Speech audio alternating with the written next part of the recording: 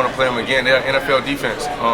Everybody on that D-line, linebacker, core, in that secondary, they're going to the NFL. So we're looking forward to playing them. Looking forward to seeing them again because it's going to be a matchup that I don't think anybody's ever seen before.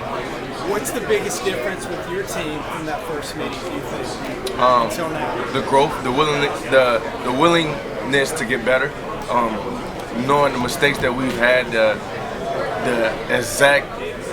we knew exact plays that we messed up on, and now we know how to fix them. So we're going out here to execute them again on Wednesday. So yeah.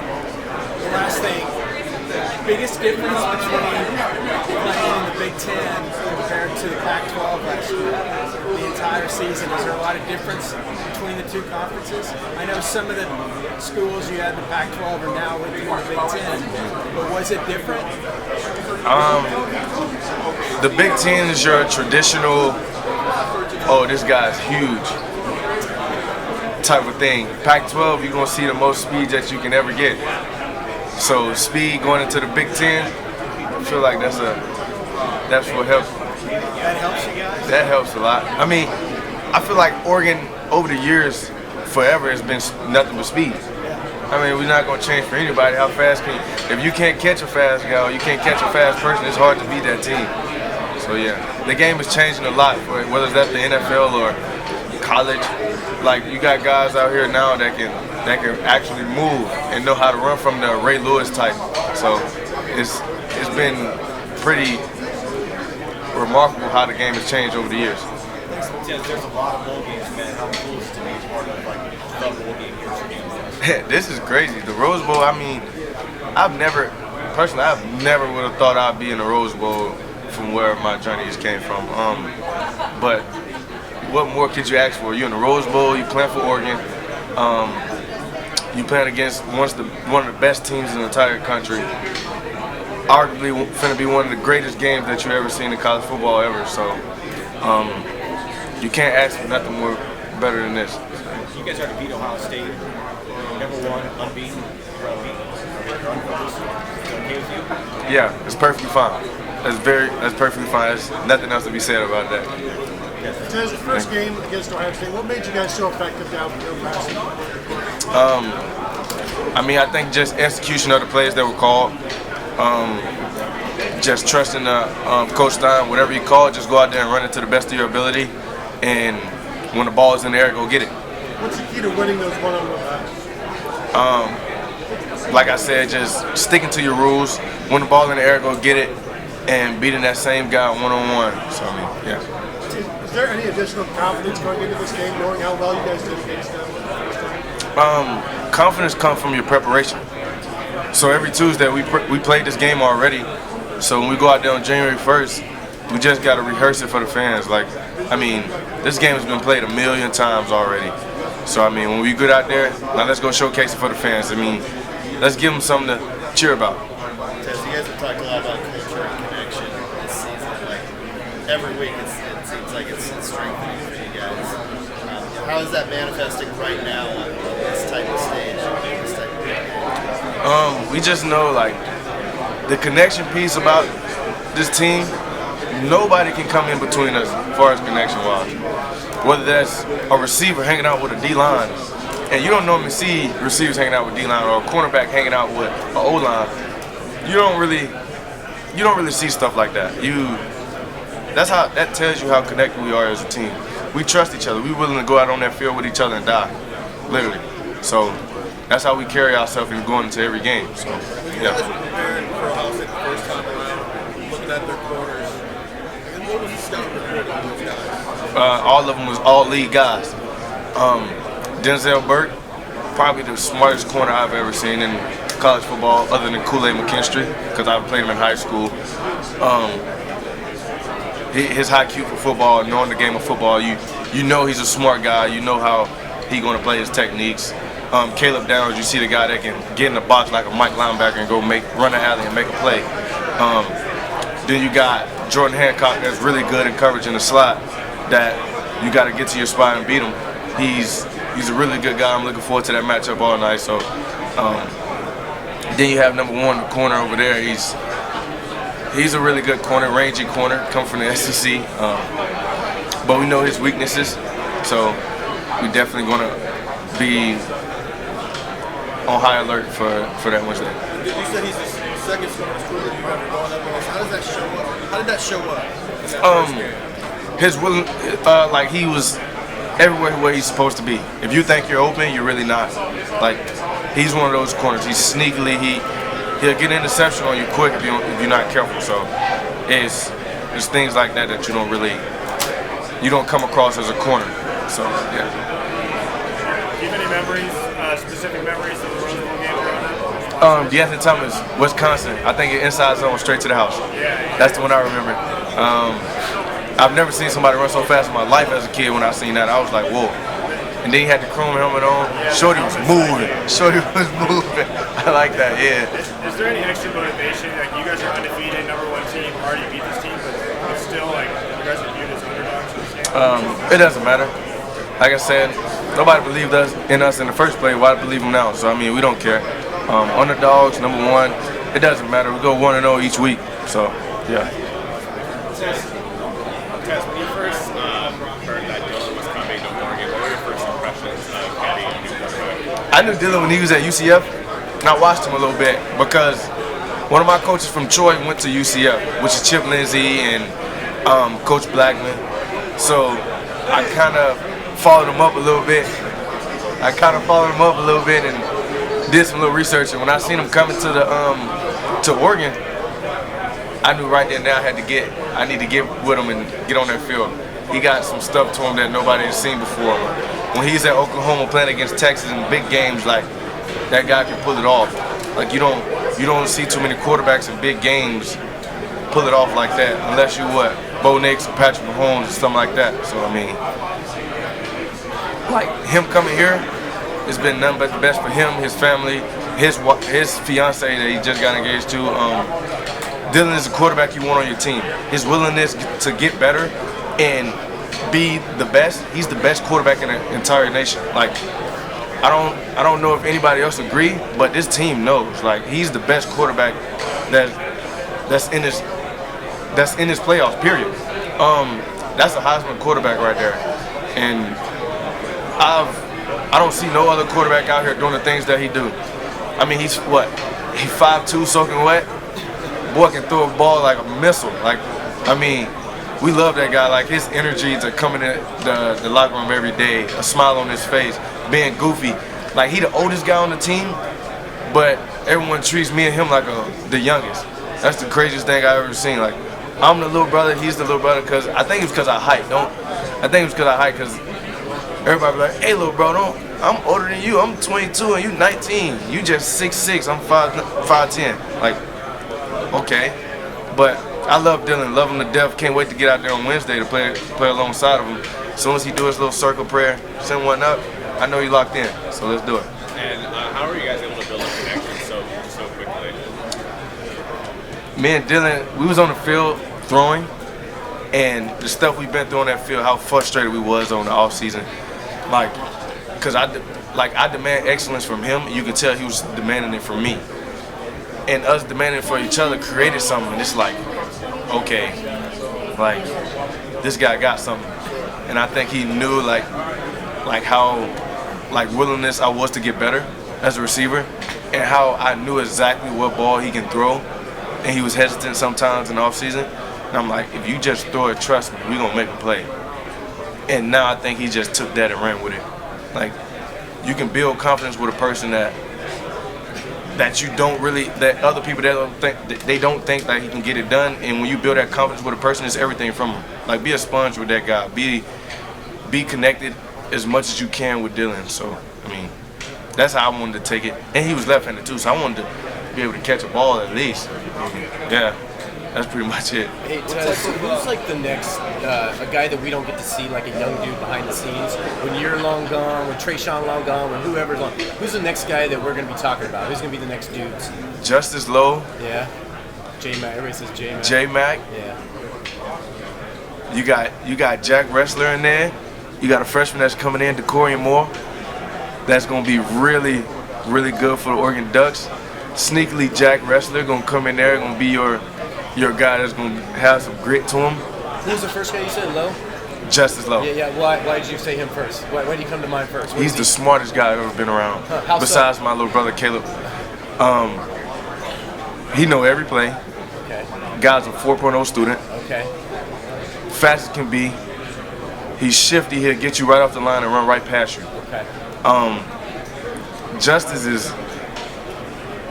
I mean, you can't say nothing else about Justice. Justice should win an award of how connected he is in the receiver room. Like I learned from Justice so much this year. Some routes out there I give credit to Justice. Like it's some releases I could go out there and I couldn't do if I didn't watch Justice. And I take that as I give Justice all the praise for some of the releases I do. You can learn from him in so many ways just by the way he carries himself in the locker room. What about Dante Moore? What have you seen out of him? Dante Moore? Yeah, he'll be a Heisman finalist next year. Really? 100%. Next year? Next year. Why? It's something you ain't seen yet. That boy can throw a ball like no other. I've never seen nothing like it. Like he's so ready. Really? He's so ready to play. And you can just tell. Like we can put the twos in at practice, and they go out there and look just like the ones. Really? So I mean, you don't have a fall off. The standard the standard that the first group has for the entire team,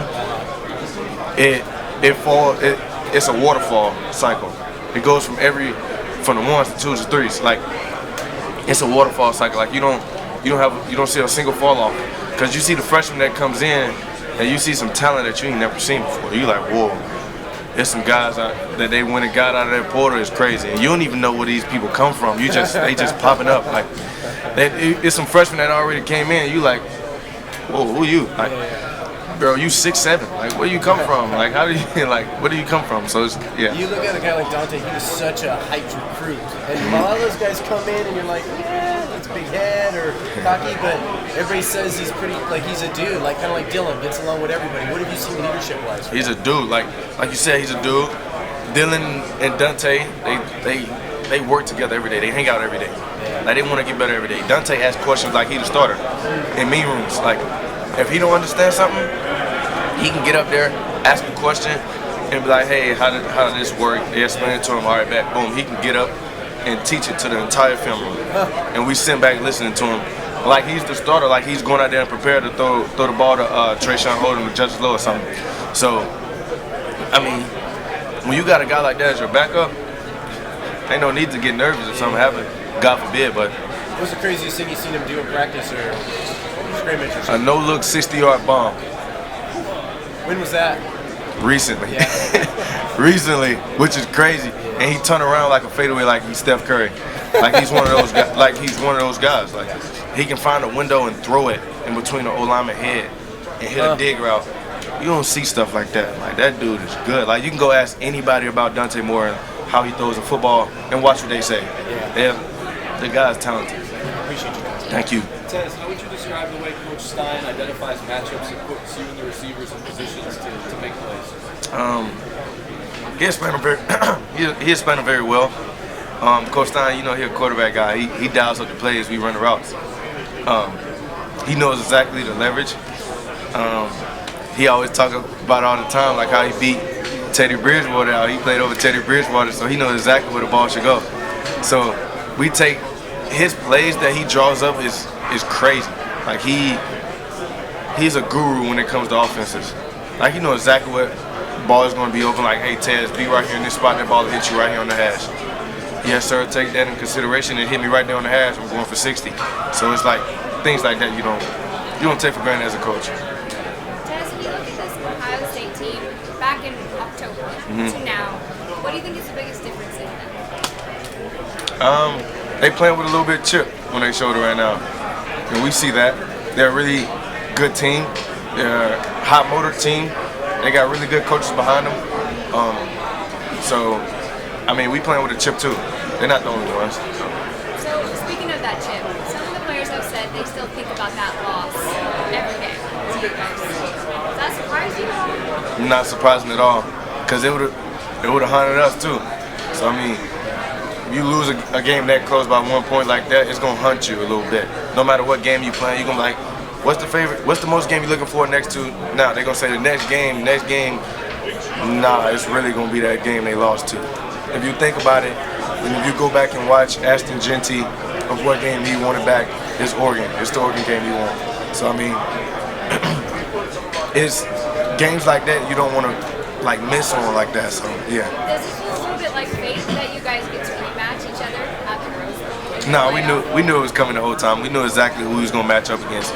As soon as they said Tennessee, Ohio State, we prepared for Ohio State. So we knew exactly. We prepared for both, but we knew it was gonna be Ohio State. I think I watched the first quarter of the game, turned it off. I knew exactly who was gonna win. You talked a little bit about the chrome helmets of Rose Bowl's past. How cool is it to see, and I know you were a part of the decision making for these uniforms today, or for Wednesday. How cool is it to see some of those past histories and traditions come alive in your uniforms that you get to wear? It's amazing. It's an honor. I don't take it for granted. I never thought I was gonna be picking a jersey for like the Rose Bowl like this ever.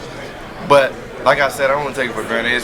It's something I dream of wearing the jerseys, but having to pick the jersey, it's unbelievable. I can't ask for anything more. Oregon is truly like they done this everything. Like I can't really explain anything. Like the love they show me, the fan base they show me is, I can't ask for anything more. Like I'm gonna miss it, and it's gonna be something I never ever experience again. From the uniforms, the cleats, the everything. I don't think no NFL team got more stuff than us. And honestly, I've never been so confused with picking a jersey ever in my life. And normally it should be easy, but we feel like, no disrespect to women, but we feel like women going in the closet to pick clothes out and trying to get ready for a game. Because you got so many combinations like warp speed, throwback, eggshells, nightmare. Goodness, you don't know what to choose from. And then you come out, all right, let's wear this, but we're gonna hit them with the Kobe cleats. So, stuff like that. So are you happy with the way it came together? Oh yeah. I wish they would have picked like T. Ferg for the drip combination. They had Kobe Savage tucking his shirt in, so it was like, we gotta get his drip up a little bit. So yeah. Have you had a minute to reflect on this season, your last season as an Oregon Duck? You're at the Rose Bowl, iconic Granddaddy of them all. Have you had a minute to kind of sit back and soak that up? Last night, my girlfriend Layla texted me and said, she sent me a picture. And I was thinking about the game. I was twitching, like trying to go to sleep, but I was just playing the play in my head, like what plays gonna make. I'm twitching. And she sent me a picture, and I see my face on the billboard, and I just broke down crying. I'm like, there's no way I'm here right now. And then I literally got the Rose Bowl jacket on. I'm like, bro, I'm in the Rose Bowl. Like, we used to talk about it in the living room floor with my little brother Caleb, and I'm like, wow, that's the Rose Bowl. Like, yeah. And then different teams playing in it, and now that I'm playing in it, I was on the phone with Bo too, and he was like, I'm so jealous. Like, he say he's jealous all the time. He'll be the first one to tell you, because all you want to do is play in the college football playoffs. But now that I'm in the Rose Bowl, just showcasing it, is everyone's happy for me. I'm happy for myself, but we know we got more to go. But I'll definitely reflect on it and don't want it to end no time soon. So. When you say Bo is jealous, what do you say back to him? I'll be like, well, you can go win a Super Bowl. That's better. That's better. You can go win a Super Bowl and be one of the best quarterbacks in the entire country. He's very excited to watch us play. He'll be at a game here soon. So when he come, it's going to be electric when he come back. I can't wait to see him. I haven't seen him since he got drafted. And just texting him every day after the game, even though he had my heart going in and out my chest. Broncos versus Cincinnati is games like that I watch him play, and you see like, wow, that kid is still doing the same thing he's done since a kid. So I love him to death. Can't wait to see him. He's my brother. So yeah. Thank you. No problem, Brett. As Ohio State's secondary, they've obviously got a couple different body types, Davis and Gentel, Jordan. What's the challenge in going up against those three guys where each guy presents a little bit of a unique challenge? Jordan Hancock? Yeah. I'm looking forward to that matchup all night with Jordan. Jordan is a really good guy that has very unique technique. to his game. Denzel Burke is he's very highly intelligent. He knows exactly what to be. He knows exactly his play call. He understands the play before the play. Like, he's a really good guy. Caleb Downs that can run the alley. He can play in a Mike backer look. You don't see too many safeties that can come down and hit like a linebacker. Like, you don't get that as much. But then you got Ramsey on the back end that obviously has some type of physicalness to him. He loves to get in the run game too. So these guys, that secondary, they're NFL secondary, and I don't take anything for granted when you playing guys like this. This is gonna be the game of the century. I'm gonna tell you right now, it's gonna be a game that everyone's gonna remember. You mentioned Jordan kind of having a unique skill set, kind of unique technique. What about it? He's a rangy slot guy. Normally you see the guys in the slot, he's a little short. You can move bound pretty easy. He's rangy. He got long arms. You got to get up on him close. Like, he's one of those guys that can change your entire game plan if you're not careful. And I feel like he won that battle against me the first time we met. So I'm looking forward to it. When you guys played the first time, you guys hit a couple big shots on them. How do you anticipate kind of changes that they're going to make where they might diversify some things, change some things up? How do you guys anticipate that, not kind of knowing what that's going to be? We go in and play our game plan. Whatever they throw at us, we adjust. The team that's being able to adjust quickly will have success. Go out there and play the play. Go out there and execute the play. Go out there and trust your brothers and make it happen. So, have fun at the end of the day. When you have fun and play like a little kid, you're going to have success. Yeah. Yeah, Tez, I recently saw on Twitter, actually, it was just a random fan, but they quoted a tweet and they said, Tez, man, he's moving up my all-time favorite Ducks ranks. As a guy that's, expressed being sort of a fan in the past growing up, just how much does that mean to you to hear that as, sort of a fan favorite now? It means a lot.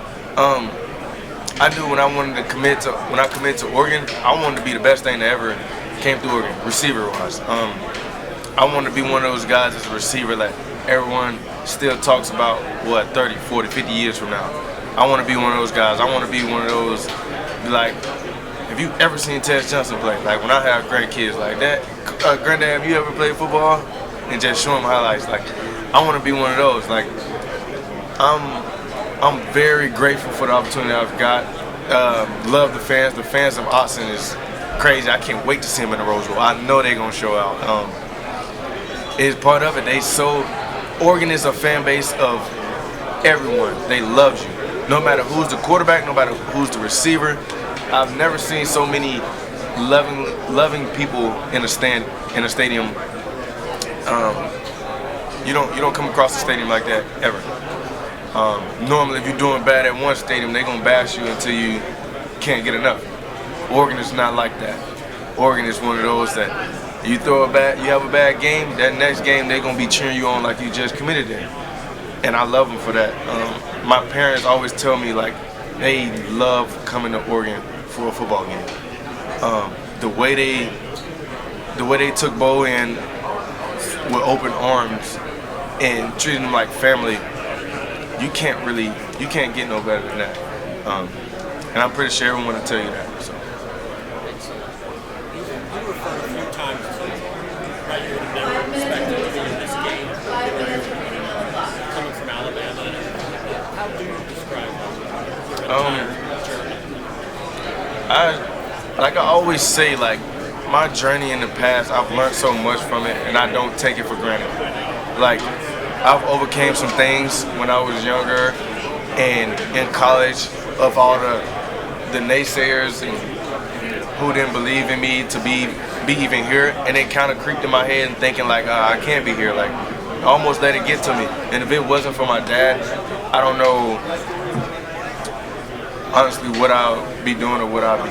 So now that I'm here and I actually believe, my dad kept me believing, and my faith in God is so strong that I've believed the whole time. My dream has never been killed just because of I'm an Oregon Duck. I was an Oregon Duck ever since I came out the womb. Like, I'm one of those guys. I'm from Alabama, but I love Oregon. From one coast to the next, one corner to the next. Like, that's who I am. I've turned thousands of people to Oregon fans from where I'm from. So my journey, I love. I don't change it for the world. I live and learn, and every day I know that when I walk outside and I wear an O on my chest, I'm representing not just Oregon, but an entire organization.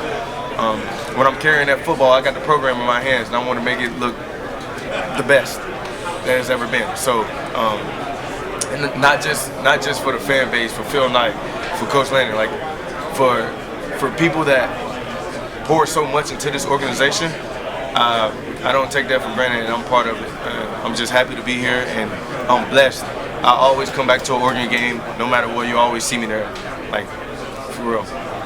Thank you. How you doing, man? How you doing? Just talking about how much work meant to be a what's the mean to be on this team? It means a lot. Like I said, I didn't dream about this, the Rose Bowl. I dream about playing at Oregon, being the best ever to come through Oregon as a receiver. I dream about those things, but like I said, it means a lot.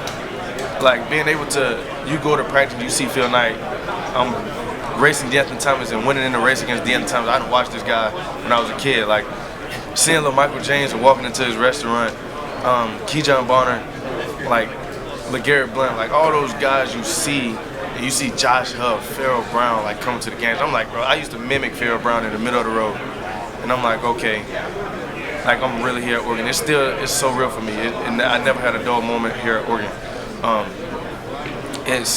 They welcome me in with open arms. I don't take it for granted. I love them to death. Like I said, I always come back to a game and just show my face. Like Oregon is the place I want to be at. Like with them in spirit or heart. Like I love Oregon.